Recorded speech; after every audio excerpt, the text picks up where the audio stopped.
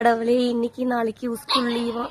நான் இந்த கவர்மெண்ட் கிட்ட கொஞ்சம் ரிக்வஸ்ட் பண்ணி கேட்டுக்கிறேன். இந்த +1 +2க்கெல்லாம் ஸ்பெஷல் கிளாஸ் வைக்கிறீங்களா? அந்த மாதிரி ஏதாவது கிளாஸ் இருந்தா இவங்களுக்கு வைங்க, என் பிள்ளைங்களுக்கு மட்டுமாவது வைங்க.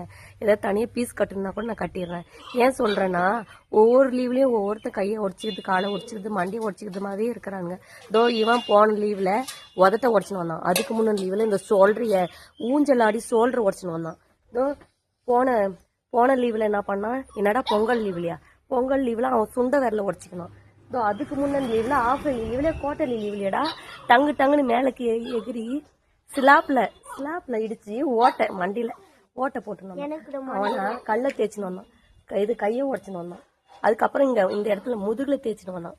இதோ அவன் அங்க நின்றுக்கான் பாரு. போன வாரம் விரல உடச்சுன்னு வந்து ஒரு வாரம் கூட அவளை கட்டு போட்டு பிரிச்சு வச்சுன்னுக்குறான். இன்னும் ஒரு வாரம் இருக்கட்டும்டா, கட்டை அவுக்காத அப்படின்னு சொன்னா முடியல. இந்த பிள்ளைங்களெல்லாம் வச்சுன்னு, இந்த ஆம்பளை பிள்ளைங்களை வச்சுன்னு அவங்க உயிரை காப்பாற்றி ஒருத்திக்கிட்ட ஒப்படைக்கிற வரைக்கும் நான் படுற பாடு இருக்கே. எனக்கு பாதி உசுறு போயிடும் போல இருக்கு.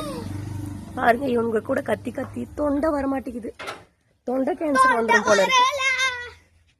அங்கிட்ட